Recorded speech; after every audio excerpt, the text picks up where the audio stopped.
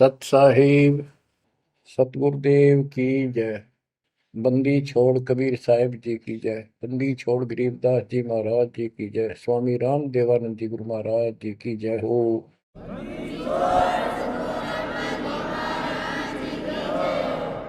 सर्व संतों की जय, सर्व भक्तों की जय, धर्मी पुरुषों की जय।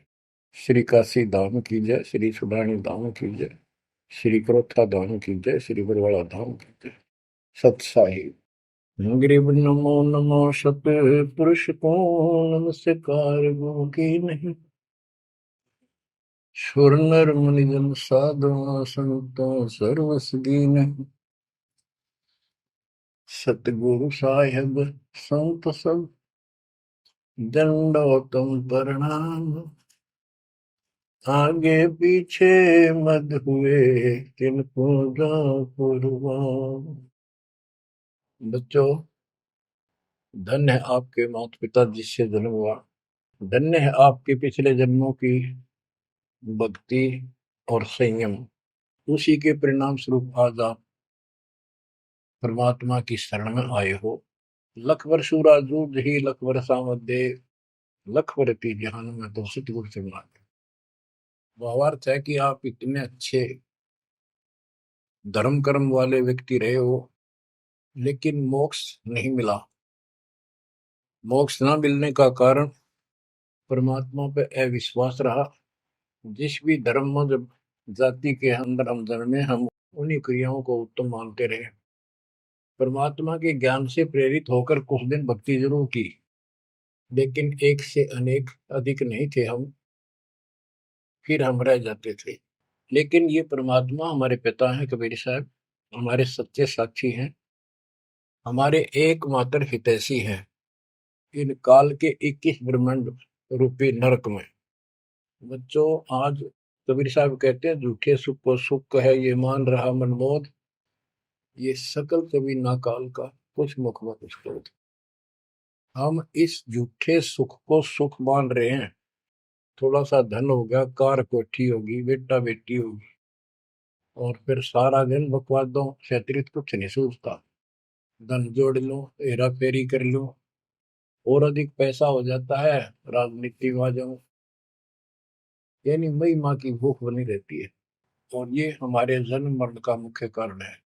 जैसे आप धर्मदास जी के प्रसंग में सुन रहे हो, कितनी तड़प थी, कितना धन था, लेकिन कुछ भी बन ले, राजा बन ले, महाराजा बन ले, सेठ बन ले, और कहे गरीब निर्धन बन।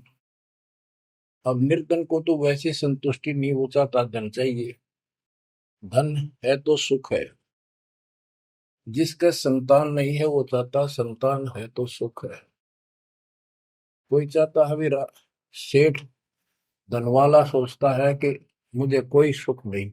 सुख तो इन राज्य महाराजों को होता है। राज्य महाराजों को सपने में भी सुख नहीं होता। बच्चों, यह बात जिस दिन आपके हृदय में बैठ जाएगी कि ये सुख है ही नहीं, रात को भी नींद नहीं आती इन राजाओं को, नेताओं को। लेकिन कुछ दिन कमांड चलती है इनकी, इसी में फूले रहते हैं। फिर ये भी सोचते हैं कि स्वर्ग में सुख होगा।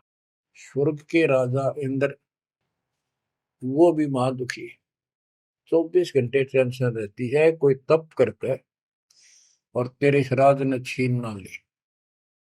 स्वर्ग का राजा नीचे यज्ञ करके या तप करके बनता है, और उसमें एक शर्त होती है कि तेरे शासन के दौरान, तेरे शासन काल में यदि कोई पृथ्वी पर ऐसा तप कर लेगा जो खंड ना हो, कुछ समय निर्धारित है, और 100 अश्वमेध यज्ञ निर्बाध कर गया, तो तेरी पदवी को छीन लिया जाएगा, उसको ये पद दिया जाएगा। तो बच्चों, उस राज को बनाए रखने के लिए इंद्र कति हद भी पार कर देता है, अति कर देता है। इज्जत बेइज्जती का सवाल भी नहीं रहता। एक प्रसंग आता है, मार्कंडे गोसाई तपस्या कर रहे थे बंगाल की खाड़ी में। इंद्र को पता चला कि एक साधक मार्कंडे बहुत जबरदस्त तप कर रहा है और कुछ दिनों में उसका तप संपूर्ण होने वाला है। और तेरी गद्दी जाएगी। उसने अपने देवता गुप्त रूप में गुप्तचर छोड़े होते हैं। इंद्र ने अपनी पत्नी भेजी उसका धर्म खंड करने के लिए। कति अंत हो जाता है आदमी जब अपनी पत्नी को परपुरुष के पास भेजता है, यहाँ कति गिरावट की अंत आ जाता है। इतना जलील होना पड़ता है इस राज्य को बनाए रखने में, और वो भी हार जाती है। फिर इंद्र जाता है। ये लंबी कथा है, फिर कभी बताएंगे। मार्कंडे ऋषि इंद्र की पदवी को टारगेट करके तप नहीं कर रहा था। ये ऋषि क्या करते रहते हैं, ओम नाम का जाप करते हैं और तप, ये दोनों करते हैं। तप तो इन्होंने ब्रह्मा जी से लिया। ब्रह्मा जी कमल के फूल पर बैठे थे। जब वो होश में आए, कमल जल पे होता कमल का फूल, सब जगह जल ही जल था। आकाशवाणी हुई कि तप करो। यह आकाशवाणी उसने भगवान की मानी। 1000 वर्ष तप किया। फिर आकाशवाणी हुई सृष्टि रचो, यानी जीव उत्पत्ति करो। तो कहने का भाव ये है बच्चों, फिर बाद में इनको वेद मिले, ब्रह्मा ने वेद पढ़े। ये सारे ब्राह्मण ब्रह्मा की संतान है। इनका सबका गुरु ब्रह्मा जी है। ब्रह्मा जी ने इनको बताया ओम नाम का जाप वेद में लिखा है। बच्चों, ब्रह्मा जी ने वेदों को पढ़ा। उसमें यजुर्वेद अध्याय 40 मंत्र 15 में ओम नाम है। चारों वेदों में कहीं और दूसरा नाम नहीं, ना दोबारा ओम नाम का जिक्र है। तो इन्होंने ओम नाम तो वेदों से ले लिया और तब आकाशवाणी मान ली भगवान की ब्रह्मा जी ने। तो उसी ऋषियों ने उसी आधार पर साधना की। मार्कंडे भी वही डले ढोया था। उसको इतना जरूर पता था कि इंद्र का राज एक अन्य गानी ओम के जाप से ब्रह्मलोक प्राप्ति होती है। तो वो ओम नाम का जाप करता था, उधर से वो तप भी करता था। ओम नाम के जाप से ब्रह्म लोक प्राप्त होता है। गीता अध्याय 8 श्लोक 13 में गीता बोलने वाला प्रभु कहता है ओम इति एक अक्षरम ब्रह्म विवहारं माम अनुस्मरण ये पर्याति पदम देहम स याति परमाम गतिम। मुझ ब्रह्म का केवल एक ओम नाम है, जो इसका अंतिम सांस तक भक्ति करते हुए शरीर छोड़ के जाता है, वो ओम नाम से मिलने वाली परम गति यानी ब्रह्मलोक को प्राप्त होता है। ब्रह्मलोक प्राप्त होता है, ये कहाँ प्रमाण है? श्री देवी महापुराण 6ठे अध्याय में श्री देवी जी दुर्गा जी राजा हिमालय को बताती है। राजा हिमालय कहता है जी मुझे मोक्ष मार्ग बताओ। वो देवी का परम भगत था। देवी ने राजा हिमालय को बताया कि ओम नाम का जाप कर, इससे ब्रह्म की प्राप्ति होगी। दिव्य आकाश रूपी ब्रह्म लोक में रहता है। इति सिद्धम, ओम नाम के जाप से ब्रह्म लोक प्राप्ति है। गीता अध्याय 8 श्लोक 16 में लिखा है कि ब्रह्म लोक में गए साधक भी पुनरावृत्ति के अंदर है, दोबारा जन्म मृत्यु में आते हैं। अब जो साधना कर रहा है उसको कति उत्तम मान के कर रहा है, ना तो करे को नहीं, इच्छा ही नहीं बड़ा उसकी। बताओ, इनको ये नहीं बता तुम कर के रहे हो, इसका प्रतिफल क्या हो। एक कथा सुनाऊं, छोटा सा चुटकुला, सच्चाई है, चुटकुला नहीं। उदाहरण, दास के पास एक बहन अपनी दूसरी बहन को लेके आई। उसका पति शराब पिया करता और रोज पीटे, झगड़ा रखे। तो जो लेके आई थी उसका पति भी इतना नालायक था। परमात्मा ने दया करी, वो सुधर गया और तगड़ी भक्ति करने लग गया, खूब सुधर गया, चर्चा होगी गांव में। तो वो बहन बोली जी मैं तो अपनी बहन को देख के आई हूँ, इसके तो सारे सुख हो गए। मैं बेटी आपके भी होंगे, आपको ये हमारी मर्यादा का पालन करना पड़ेगा। वह बोली जी मैं ये व्रत ना छोड़ दूं, 16 शुक्रवार के व्रत करती हूँ। 16 शुक्रवार के व्रत करने हैं, वो तो 5-6 हुए हैं मेरे। मैं बोला हमारा नाम लेना बेटी, वो सब त्यागने पड़ेंगे। ये व्रत रखती किस उद्देश्य से है, कि लाभ होगा आपको। फिर पता लगा, बताई थी किसी ने, अब तेरा पति शराब छोड़ देगा। मैं बोला पहले 16 शुक्रवार व्रत के प्रतिफल बताऊं के उसे, इसका लाभ क्या है। ये आन उपासना, ये डले ढोने वाले क्या बताते हैं कि एक बहन का पति परदेश में गया था और वो 2-3-4 साल तक आया नहीं। उसने किसी ज्योतिषियों से दिखाया, पतरे हाथ दिखाए, किसी ने बता दिया कि तेरा पति तुझे भूल चुका है, तेरी याद नहीं रही है, माता संतोषी के व्रत रख 16, तेरा पति वापस आ जाएगा। उसने व्रत रखने शुरू किए, शुक्रवार के 16वें दिन, 16वें व्रत वाले दिन वापस आ गया। ये है इसका फल। और मैं बोला तेरा पति रोज आवे रोज कुटे, गड्ढेगी तू इस बता के, फूकेगी इन बर्ता, बुद्धि कान रखेगी तुम्हारी, तंते रखना नहीं चाहिए, 2-4 दिन ना हो तो बढ़िया, पिटाई देना हुआ है। कहने का भाव यह बच्चों, इन गुरुआ गांव बिगाड़े संतो गुरुआ गांव बिगाड़े, ऐसे कर्म जीव का लागिए कीव जड़े नहीं जाड़े। तो मार्कंडे ऋषि इंद्र से कहता है, इंद्र तू इंद्र की पदवी छोड़ दे, अगले जन्म में गधा बनेगा। इंद्र कहता जी फेर की फेर देखी जाएगी, तो मौज करने दो। बता, हमारी बुद्धि यहाँ तक सेट हो चुकी है, फेर के देख गधे पास तो कुमार देखेगा, कड़म मारेगा लठ, 2.5 मिनट का धरेगा समान कमर पे। मार्कंडे ऋषि उसको कहता तू मेरे वाली साधना कर ले, तुझे ब्रह्म लोक पहुंचा दूंगा। बच्चों, वो कहते हैं ना, बेड की लात गुडने तले तले, ये कहीं जा लो, इनका ये इतना ज्ञान है, इतनी इनकी अंतिम भक्ति है। अब प्रसंग चल रहा है धर्मदास जी का। ये जड़े धर्मदास जी ने खूब डो लिए थे, और जब आंख खुली, ओए होए होए, अब परमात्मा उनको छोड़कर चले गए, दोनों पति पत्नी देखते ही रह गए, आंखों में आंसू टपक रहे थे। ओझल हो गए भगवान जब गली से अंदर आए, राग खूब रोए अंदर बैठ के, ताकि पता नहीं आऊंगे कि ना आऊंगे ना, ये गांव नाम बताते, ये भी कमाल हो गया। परमात्मा कराते आए तो धर्मदास जी ने बोले खुशी मनाई, शरण पकड़ के बहुत कुछ प्रश्न उत्तर किए। आखिर में कहने लगे धर्मदास जी, हे प्रभु अवगत कला तुम्हारी, हम है कीट जीव व्यभिचारी, सत्य लोग तुम वर्ण सुनावा, शोभा पुरुष अनसन सत भावा।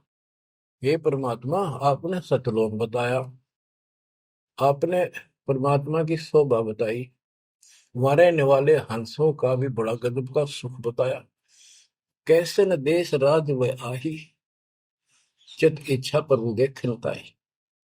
कि वो कैसा देश है, कैसा लोक है, मेरा मन करता है उसने देखो।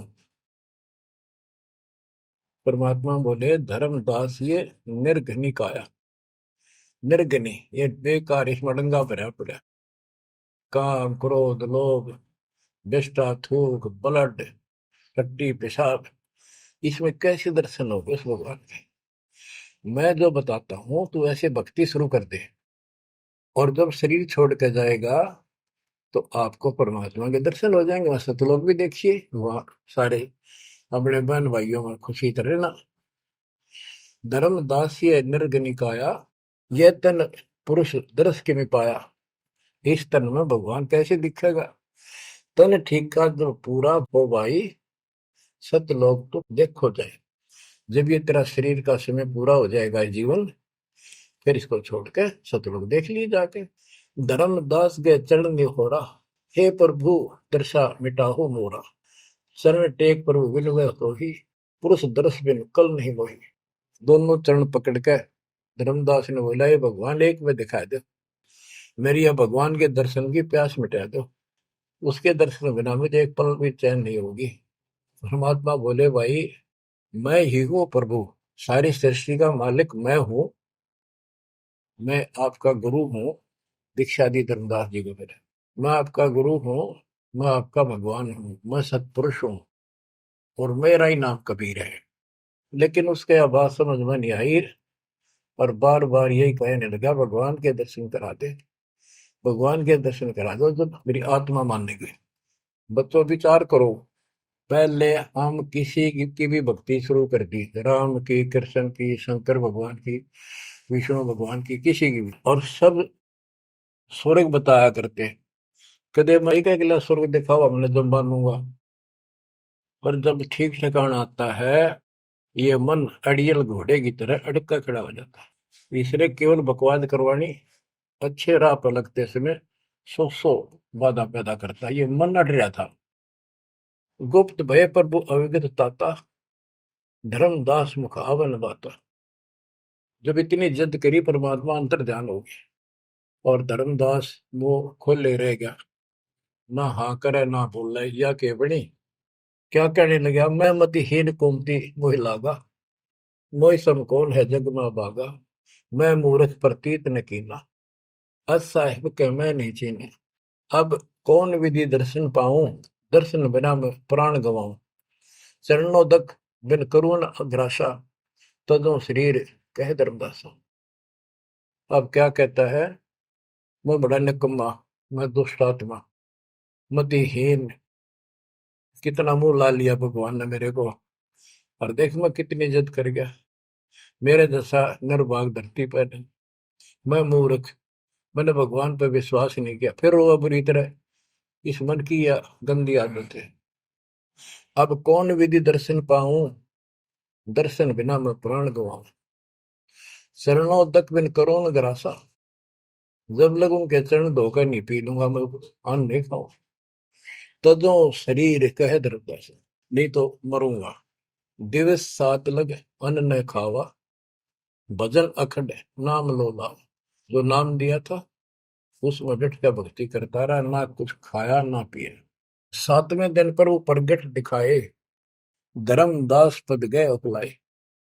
सातवें दिन परमात्मा आए, धर्मदास ने पैर तड़फते हुए पड़े पड़े ने पैर पकड़ लिए, दृढ़ श्वासा निपट अधीरा, पड़े चरणन में अक्षीण शरीरा।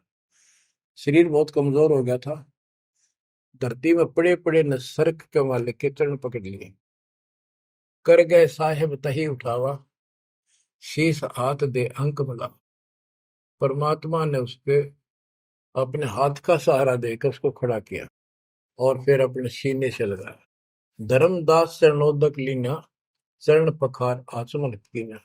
धर्मदास ने फिर उठ के जल लाया, परमात्मा के चरण धो के पिए। परमात्मा बोले, हे धर्मदास, प्रसाद कुछ पाओ, कुछ खा लो, कर प्रसाद तो मुंह पे आओ, मेरे पास आओ फिर तो, और फिर मैं तुझे सारा ज्ञान बताऊंगा। तो धर्मदास ने जल्दी जल्दी कुछ खाया। उसका ये टेंशन थी कि चले ना जा। थोड़ा बहुत खाया, पानी पीकर पटदे से आगे बैठ गया। धर्मदास का शरनाई सुन प्रभु अगर अपार, 7 दिवस कहाँ रहे, कौन देश पगडार। तो परमात्मा से पूछने लगा, है भगवान आप कहाँ रहे, कैसे कैसे रहे, कहाँ गए। फिर उसी बात पर आकर गया, हे प्रभु चिंता गण करो मोरा, पुरुष दर्श देव करो ने हो रहा। हे प्रभु चिंता गण गौ मोरा, पुरुष दर्श दिखाओ करूं ने हो रहा। मैं हाथ जोड़ूं, आपके निहोरे निकालूं, मुझे भगवान के दर्शन दिखा दे। परमात्मा कहते, धर्मदास ये हट का कर हो, मानो शब्द शीश पर धर हो। मैं तो कहूँ वो मान ले तू। हमरे गहे पुरुष पे जय है, बिना गहे वो हजार न पे। अब मेरे नाम को तो ठीक से जप, मैं मिल गया गुरु के बिना उस भगवान की प्राप्ति नहीं हो सकती। हमसो पुरुष ऐसा आही, जल तरंग जल अंतर नाही। कि भगवान मेरे में इतना अंतर समझ ले, इतना भी अंतर नहीं है। जैसे समुद्र से लहरें उठती है, लहर और जल अलग नहीं होता। बच्चों, धर्मदास जी को खूब समझाने की चेष्टा की कि हमारी सूरत गहो चितलाई, तभी पुरुष पतन, मेरे को भगवान रूप समझो, तब मालिक की प्राप्ति होगी। से हृदय प्रतीत अस आने, गुरु और पुरुष भिन्न नहीं जाने। गुरु और परमात्मा को अलग नहीं समझा है। तो शिष्य में ऐसी श्रद्धा होनी चाहिए। जब लो चित असरीति ने आवे, जब लग ऐसा भाव नहीं होगा, तब लग जीव लोक नहीं सतावे। धर्मदास चित बहु सकाने, चरण टेक वो विनती ठाने। सारा कुछ कह लिया भगवान ने, पर उसने अपनी बात को ऊपर रखा। परमात्मा भी चाहते थे कि मैं एक अपना आई विटनेस तैयार करूं। हे प्रभु सत कहो तो पाही, तुम ते कुछ तुस्ताई नहीं। मोरे तुम पुरुष हो स्वामी, यम त छुड़ाओ अंतर्यामी। हो प्रभु, वर्णव लोक की शोभा, ताते आदि मोर मन लोभा। आपने इतना सुंदर लोक बताया, वहां के इतने सुख बताए, तो इसलिए मैं देखना चाहता हूँ। तब लीला बहुत हम देखा, आपके चमत्कार मैंने बहुत देख लिए। पुरुष दर्श बिन रह ये रेखा, भगवान के दर्शन नहीं कर लूंगा इतना मेरे मन का दोष निकले नहीं। जो किंकर पर हो दयाला, तो छिन में होएगा पुरसाला। कि मेरे दिल का कांटा जब निकलेगा, जब आप यह दया कर दोगे। तब परमात्मा ने कहा, धर्मदास ठीक है, चलो। बच्चों, उस समय परमात्मा कबीर जी और धर्मदास अकेले उसके एक बगीची सी थी, उसमें थे, दोनों ही जने थे। धर्मदास जी की आत्मा को लेके परमात्मा ऊपर चले गए। पीछे से लोगों ने देखा, घर वालों ने जाके देखा, धर्मदास आया नहीं, क्या हो गया। वो बेहोश पड़ा, जैसे कोमा में होता है, मरा नहीं। 3 दिन तक ऐसा रहा। मालिक को ऊपर लेके गया। धर्मनी जो ऐसो चित के ना, तन तद चल लोक प्रवीणा। छोड़ इस शरीर को, चल मेरे साथ। राखो तन गौर ले हंसा, ता पहुंचे जा काल ही संसा। क्षण एक में पहुंचे जाई, अवगत लीला लखे को पाई। शोभा लोक देख सुख माना, उदित असंख्य शशि और भाना। इतना प्रकाश उस लोक का, जैसे असंख्य सूर्य और चांद उदय हो गए हों। परमात्मा कबीर जी जिंदा बाबा के रूप में थे। जब सतलोक में पहुंचे और जब उस परमात्मा के महल के सामने सतलोक में संतरी खड़ा था, परमात्मा बोले, भाइयों, मृतलोक से एक हंस आए हैं, धर्मदास इनका नाम है, और इनको वह परमात्मा के दर्शन कराओ सतपुरुष के। द्वारपाल ने एक और भगत को बुलाया और कहा, इनको सतपुरुष के दर्शन करा के लाओ, महल में ले जाओ, दरबार में। जब वो लेके चला धर्मदास जी को, बहुत से भगत और आगे हंस, हंसनी, यानी जैसे यहाँ भगत कहते हैं वहाँ हंस कहते हैं, भगतमती कहते हैं, वहाँ हंसनी कहते हैं। हंस का अर्थ है, हंस एक पक्षी है जो बुगले जैसा होता है, कति सेम टू सेम, लेकिन उसका गुण ये होता है, वो मांस मच्छी नहीं खाता, भूखा मर जाएगा, केवल मोती खाता है। अर्थात संत भगत वो होता है जो सब बकवाद छोड़ दे, केवल राम नाम के मोती सेवा सुमन दान करे, उनको हंस कहते हैं। तो काफी हंस इकट्ठे होकर आगे भगत और हंसनी भगतमती। बच्चों, जैसे दास बताता रहता है, जो बच्चे स्कूल में सुख लेना चाहते हैं और वहां बकवादों में लगे रहते हैं, वो सदा दुखी होते हैं। अपनी पढ़ाई पूरी करके बढ़िया नौकरी मिल जाए, फिर नाचो गाओ, वहां सुख लो सारा। नाचने गाने का मतलब यहाँ पृथ्वी लोक पर रहना नहीं। भाव ये है कि जब आप सतलोक चले जाओ तो वहां मौज करियो सारी। यहाँ का एक नाचना, कित का गाना, एक पलक में पता नहीं क्या हो जाए। तो जैसे सतलोक में दूसरे धर्म वाले कई कहते हैं, जो सतलोक की महिमा बताते हैं, कि सतलोक में प्रकाश ही प्रकाश है, वहां और कुछ है ही नहीं। वो आत्मा उसमें ऐसे मिल जाती है जैसे बूंद समुद्र में। ये पूरा राधा स्वामी पंथ, सच्चा सौदा वाले, सरसा वाले, गुरुदेव वाले और भी सब इस यह रटला रहे, वहां कुछ नहीं है। और आंखों देखा धर्मदास क्या बताता है, वाणी पढ़ता हूँ, ये वैसे लिखी हुई है पुराने समय की, शुद्ध नहीं है इतनी, लेकिन अर्थ गजब का है इसका। कहते हैं, जित देखा जगमग झलका ही, देखत हर्षित भय ही भाई। धर्मदास ने जहां देखा, इतनी सुंदरता, प्रकाश में गजब का नूर, चमक, देख देख खुश हो रहा है। द्वारपाल हंस जो रहिया, ता में एक हंस से कहिया, ए हंस, तुम जाओ लिवाई, पुरुष दर्श दे आनो भाई। इसको धर्मदास को ले जाओ, परमात्मा के दर्शन करा के वापस यहीं ले आना। चले लिवाए पुरुष तब पैजा, हाँ अचानक हंस वो आए तब ही, वहां बहुत से अचानक और हंस आगे वक्त। करत कोलाहल मंगल चारा, शोभा अद्भुत अंग अपारा। ओहो, उनके जो वहां पर भगत आए और भगतनी आई, इतने गजब के सुंदर शरीर देखते ही बने। उनके गले में रत्नों की माला और जगमग दे, बहुत गजब का, बहुत सुंदर कपड़े पहन रखे, अमर चीर शोभा धर्माए। अनसन भाल शोभा के वर्णो। धर्मदास कहता है कि उन हंसों के माथे की शोभा क्या बताऊं, बहुत गजब की। रवि करता रोम षोडश चंद्र भाल छिवि लहू, यानी 16 चंद्रमा का प्रकाश हो उनके माथे की, इतनी चमक थी, इतना नूर था। हंस कांति प्रतिरोम प्रकाशा, हीरा मणि उदित रोमासा। उनके शरीर की इतनी गजब की शोभा थी, प्रत्येक की रोम रोम की जैसे हीर और मोती चमक रहे हो। उनके शरीर का प्रकाश षोडश रवि, अनसन छवि मोहा, देह प्राण शुभ अमृत शोभा। उनके शरीर की शोभा 16 सूर्यों के प्रकाश जितनी थी। अब वहां भगवान के दरबार में पहुंच जाते हैं वो लेकर के, सिंहासन से भी देखत मनमोहा। ओहो, सुरती हंस अग्रानी अगाने, सत्य पुरुष सकल देखत अरसाने। वहां लेकर गए नाचते गाते हुए। जब उसने भगवान को देखा, धर्मदास जी ने, तरह गजब का प्रकाश, एक रोम शरीर के बाल की चमक, करोड़ सूर्य करोड़ चांद मिला दे। एक रोम रवि शशि कोटि सा, एक रोम की शोभा करोड़ सूर्य और चंद्रमा जैसी। पुरुष प्रकाश सतलोक अंजोरा, ताने पहुंचे निरंजन चोरा। के उस सतलोक का इतना सुंदर प्रकाश है, वहां ऐसी व्यवस्था है कि वहां ये काल निरंजन, ये चोर नहीं जा सकता, यानी इसका वहां भय नहीं है।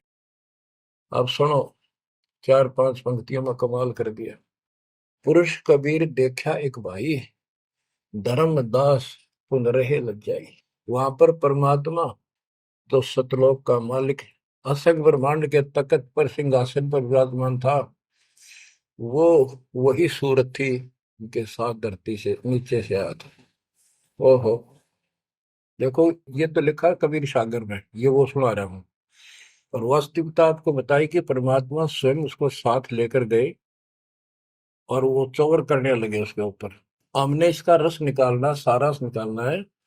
कबीर सागर का बहुत अड़ंगा कर रखा है इन्होंने, फिर भी हमने निष्कर्ष देखना है। जब धर्मदास जी ने देखा कि ये कबीर इनका सेवक है और ये है भगवान, उसमें रूप दो थे।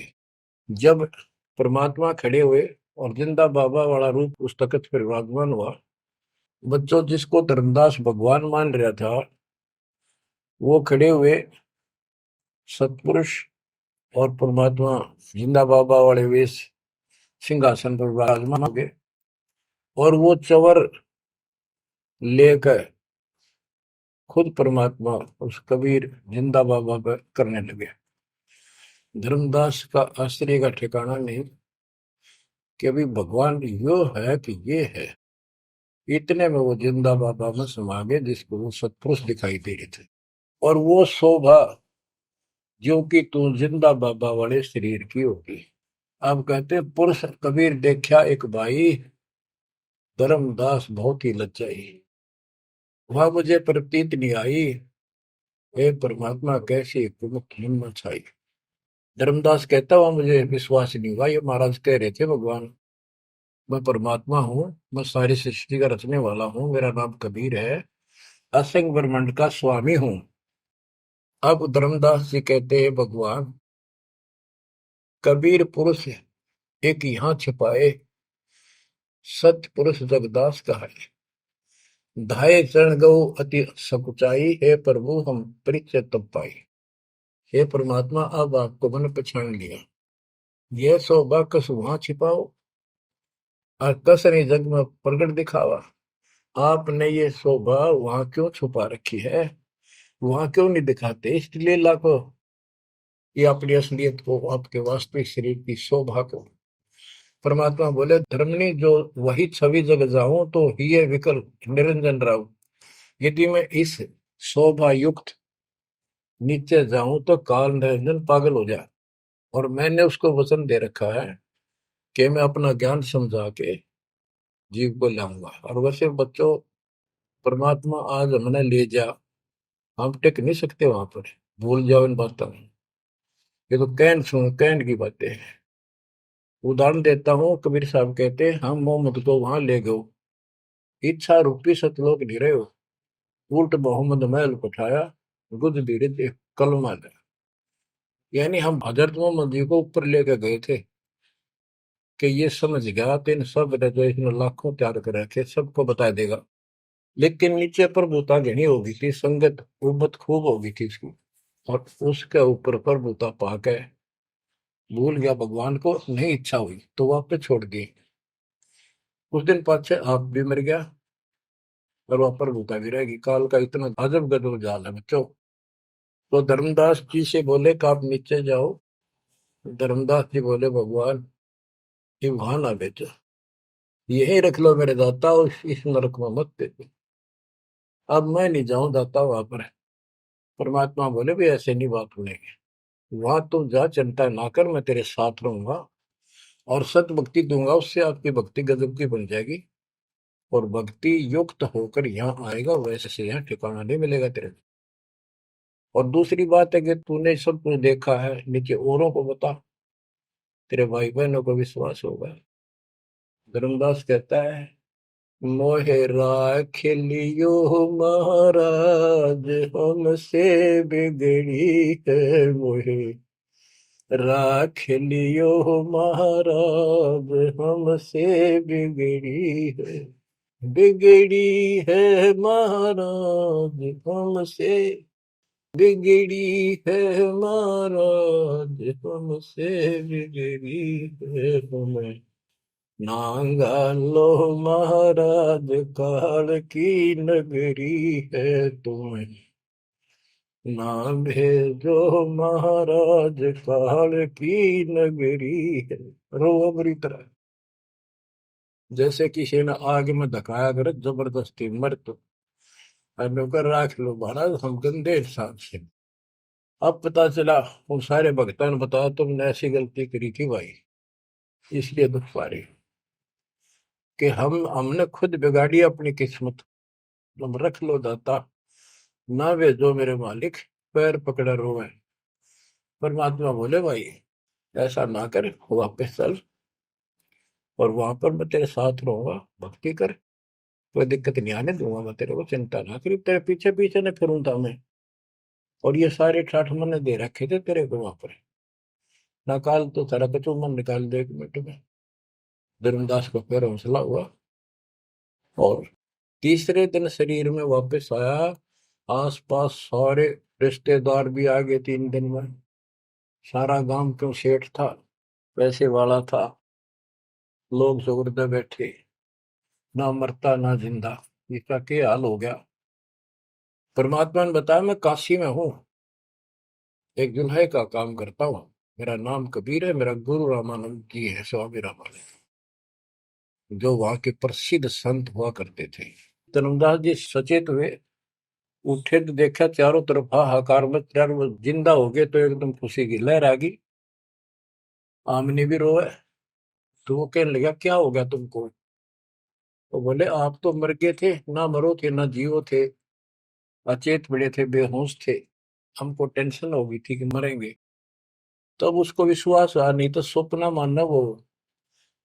ये मन इतना दुष्ट है, इतना उल्टा चल रहा है, जब ठीक ठिकाने की तरफ चलता है जीव, परमात्मा कसर नहीं छोड़ते, ये उसका बाप है।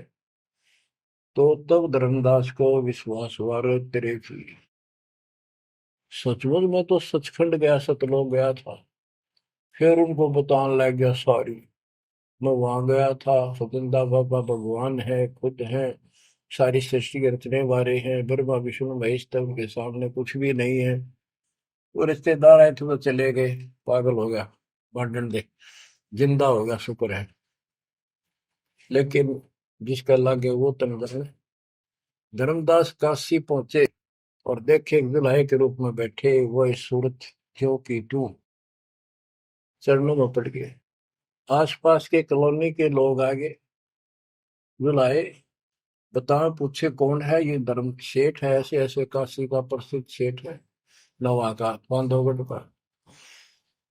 और सब नौके देख किसी पागल हो रहे लोग इस नीरू के पुत्र को भगवान मानते हैं, इनकी अकल पर पत्थर पड़ी। यानी जुलाहे भी ये बात बोले, जो देखा वो यही कहे। धर्मदास जी ने चरण पकड़ कर छोड़े नहीं, परमात्मा गलती बहुत होगी, हे दयालु माफ करो। जब परमेश्वर ने उसको कहा, बच्चा तेरा दोष नहीं, इस काल ने सबकी बुद्धि फेर रखी, और जो भी ये सारा संसार आपको दिखाई देता है ये कुछ भी नहीं है। एक सेकंड में मृत्यु हो जाती है इंसान की, और फिर कुत्ते गधे बनाकर छोड़ देता। इसने तो सच्ची भक्ति करने नहीं देनी, या सच्ची भक्ति या जैसी भी आस्था मैं ही जीवों की बनाए रखे हुए हूँ। उस टाइम तो धर्मदास जी सारी मान्य था, वो बात ही नहीं रही। अब परमात्मा बोले, धर्मदास आप अपने घर जाओ, और बच्चा मैं वही आऊंगा तुम्हारे पास। धर्मदास बोला, जी आइयो, मेरा बेटे ने भी समझाइयो, और आमनी ने भी सतनाम दिया, बेटा भाई मैं आऊंगा पक्का। धर्मदास चले गए, परमात्मा वहां आमनी को नाम दिया। और धर्मदास जी बोले, जी मेरा एक पुत्र है नारायण दास, उसको भी समझाओ। धर्मदास जी ने नारायण दास बुलाया कि आजा भाई, गुरु जी आए, भगवान आ रहे हैं। बैठ गया। परमात्मा ने जो ज्ञान सुनाया उठ के चल पड़ा। फिर बुलाए तभी नहीं आया। अगली बार भगवान ने खूब कह लिया, बुला लिया भाई, तेरे बेटे ने नाम दे दूंगा। धर्मदास गया, बेटा आजा, नारायण दास कल्याण हो जाएगा। काल के जाल में फंस गई। वो कहता, पिताजी आपकी मति मारेगी, इस जो लाए ने आपको बुद्धि भ्रष्ट कर दिया। देवताओं को छोटा बताता है ये देवताओं की निंदा करता है, मैं न इसके दर्शन भी करूं। धर्मदास ने खूब कह लिया, पर लड़का मानना नहीं। धर्मदास जी रोने लग गया, महाराज के चरणों मांग, दाता एक का पुत्र मेरा हरिकाल के मुंह में जागा, दया करो दाता, इसको शरण में ले लो दाता। हे भगवान मैं बहुत दुखी हूँ। परमात्मा बोले, बेटा मैं समझाऊं तू समझावे, और इसकी माँ समझावे, कि तुम्हारे से ज्यादा इसका हमदर्द कौन हो सकता है। जब ये आपकी नहीं मानता तो भाई इसको छोड़ दो। ये महाराज इन्हों के छेड़ा जा है, ये महाराज समझाओ इसने। परमात्मा बोले, भाई यो काल का दूत भेज रखा तेरे घर पे, तेरे कति चौगरते तो बांध रखा तू, या बात मान ले मेरी। अब काल का दूत का धर्मदास का दुख हुआ इस बात का। आए इकलौते पुत्र ने गुरु जी काल का दूत क्यों बता रहे हैं। परमात्मा बोले कि तेरा बेटा कहां पर है, उसको एक बार ले आया यहाँ पर। धर्मदास बोले, बेटा चल तो कुछ ना सुनिए, बैठ जाओ बस। वो आ गया। परमात्मा ने उसकी तरफ ऐसे आशीर्वाद वाला हाथ किया, और धर्मदास से बोला, देख ये है तेरी बॉडी के अंदर, इस शरीर के अंदर यू काल बैठा। उसका शकल देखी उसने छोरे के अंदर से, वो वास्तविकता थी उसको काल के दूत की। ओछा माता, लंबे दूत, विकराल शरीर। परमात्मा बोले, यू बैठा इसके अंदर, यू काल का दूत है, ये कभी भी नाम नहीं लेगा, ना तेरे साथ चलेगा। जब धर्मदास बोला, नारायण दास है, जा बेटा जा, जा कर ले काम, कर ले काम। चरण में पड़ गया, भगवान मेरा तो बीज नष्ट हो गया, हे भगवान मेरा तो वंश ऊपर चलेगा, बताइए काल पैदा कर हो गया मेरा तो। परमात्मा बोले, वंश ने के चाटेगा, तू पीछा छुटवा ले यहाँ से बेटा, क्या करेगा इस वंश का। ये तो काल खाई खुराक का, पहन पोशाक का, यम का बकरा पड़ता है, लेकिन हमारे तो रंग चढ़ रहा है। लोग के कहेंगे, फलाना के कहेगा, संतान ना हुई तो संपत्ति ने कौन लगा, कई बीमारी बांट रखी है, कई रोग ला रखे काल। परमात्मा बोले, ठीक है, तेरे को मैं अपना बच्चा, अपना हंस भेजूंगा, और आज से 1 साल के बाद तेरे घर में पुत्र उत्पन्न होगा, उसका नाम चूड़ामणि रखना। उस समय बताते हैं धर्मदास की उम्र 80 साल की हो चुकी थी और आमनी देव भी वरदौलिये थे। ये धर्मदास के आप विश्वास हो गए, ये मालिक हे परमात्मा, इस उम्र में कौन कैसे बच्चे होंगे हमारे, हम तो कति व्यर्थ हो चुके हैं। तब दाता ने कहा, देख उधर देख, तेरे आंगन में एक छोटा सा बच्चा ऊपर से आया, आंगन में हाथ पैर मारे नो, एक पत्ते के ऊपर लेट गया आके, साथा आया वो पत्ता से, ये तेरे घर में 1 साल के बाद आएगा। इतने वो अंतर्धान हो गया। कुछ विश्वास कुछ अविश्वास, परमात्मा की दया हुई, आमनी को गर्भ रहा, 9वें महीने 10वें दिन बच्चा हो गया, नाम चूड़ामणि रखा। पर तू कुल की चिंता करता था, तेरा 42 पीढ़ी तक तेरा वंश चलेगा, चिंता ना कर। जब उसका दिल डटा, बच्चों गजब की बात है, तो मैं धीरे धीरे इसको पूरी सुन ली हुई कथा को, आपके बहुत से अंधेरे हट जाएंगे। अब परमात्मा ने चूड़ामणि शाना हुआ, उसको दीक्षा दी, उसी को धर्मदास जी को भी गुरु पद दे दिया था। पर बोला तो किसी ने मंत्र ना दिया, ही सारा सार नाम तक दे दिया उसको, और कसम खवा दी कि ये नाम किसी को नहीं बताएगा। जब धर्मदास डिगमग देखे तो उसके लड़के को गुरु पद दे दिया चूड़ामणि को, केवल 5 नाम, ये 7 में से 5 बीच बीच के दिए, और बेटा इसी को तू आगे देता रहना, तेरे गुरु पद दे दिया। परमात्मा की कोशिश थी, ये मंत्र करते रहेंगे, इनको मनुष्य जीवन मिलते रहेंगे, भगवान की आस्था इनमें बनी रहेगी, कुछ लाभ होते रहेंगे, और इस बिचली पीढ़ी तक जाना था उनको। लेकिन धर्मदास उसको बता दिया था कि काल मेरे नाम से 12 पंथ चलाएगा, जो सारे गलत साधना करवाएगा, और तेरे वंशज, तेरे परिवार वाले 6ठी पीढ़ी में जाके ये असली नाम भी छोड़ देंगे। एक टकसारी पंथ होगा, उसकी साधना शुरू कर देंगे, तो एक आने की नहीं होगी। जो इब सारे धर्मदास वाले दामा खेड़ा वाली गद्दी में वो टकसारी वाले की साधना चल रही है, वो 5 नाम भी गए। फिर धर्मदास रोने लग गया, ये मालिक इनका उद्धार कैसे होगा।